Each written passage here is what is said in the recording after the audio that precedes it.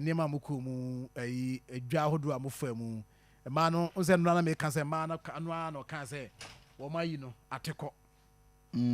say no am ko mo sa TV yes TV we dey senka me na me yan gaze na yo say John dey won te da e ma no say wo mayi ateko o ma tinka o ma ko na ateko say no anso mo da ho hwe ani o mo nte hwe aho nti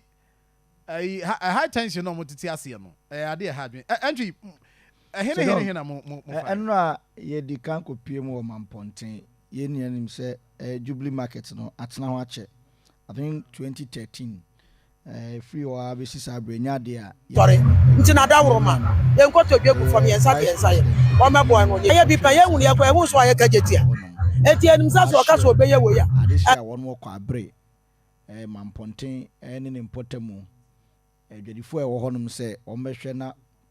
edwadibia no won batumi asidi ama omo won se adwuma na chede but omo abai se aban no won se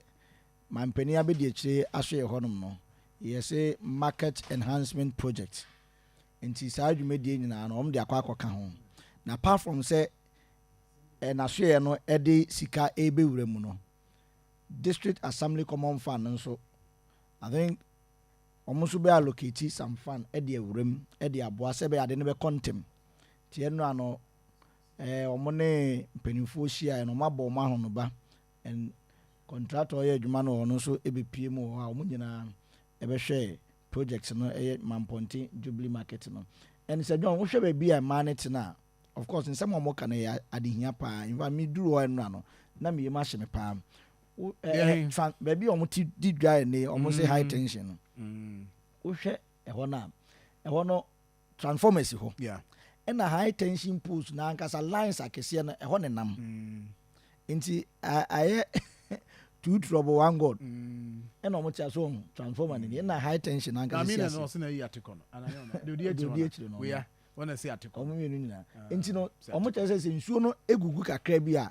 won se aya na making noise jakura to me tom nti abasa no e ha omo pa and apart from say je tomu ne ehoma no ehunu omo ne ade no ebi mo ho a ene omo tumi ayare kra ko hospital ama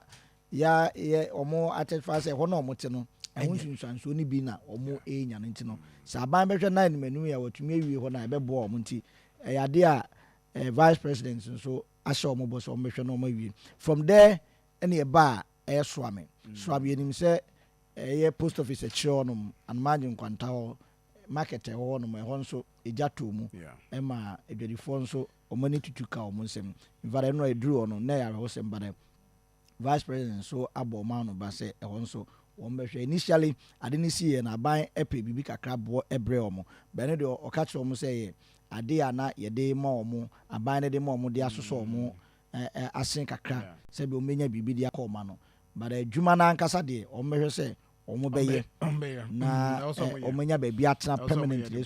edidwa enya de a omo beje ho na furu bi ansem obi a ba bi oteno obenya ne dibre ne bia atena ho no and then ye kohwe crowfrom market wanu de ye di hu nkomo bebre enim se mampani ba asante mantemu okohwe edwadifo a won mo kuma se e de adesrema no nti omashase omutu ho anamo nti eno anso okopie mu ho no a ehon so okohwe ne ekoye ne hu se contractor was site omo air clear area no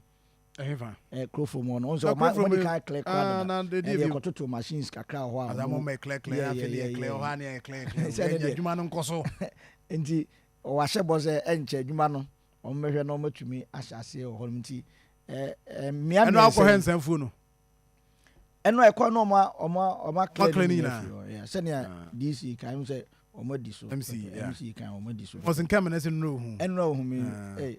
kwabre chief of staff now no wa hwe no no ka so hu hu mi sa o chief of staff obi a chief of staff aba o mpesi aso na an opera report so hu anji na wa hwe anji so hu no chief of staff ye ni kwa o enti misra du dia diniye wa hu anji pa wo mpesi aso na wa hwe na anji bosi akọ ama na anji bosi akọ I will be as no. Anyway, but it's all good. I'm going to say at the end, you know. On one say, I know, dear. ni kunu mema no hard dream high tension asetena ne de na ndwo si akon hard dream on say I tire ha on be yi omu nyina free ho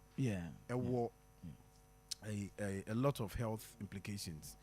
It was in Kemenes who go and cry into the mansion. Oh, send him pound. I am my friend. I can't say I can't fan for myself. From family and family. And Humanu go. Sir John, I say, Yamia do me who ye pa now swear. Yamia dum. Yes. Now they will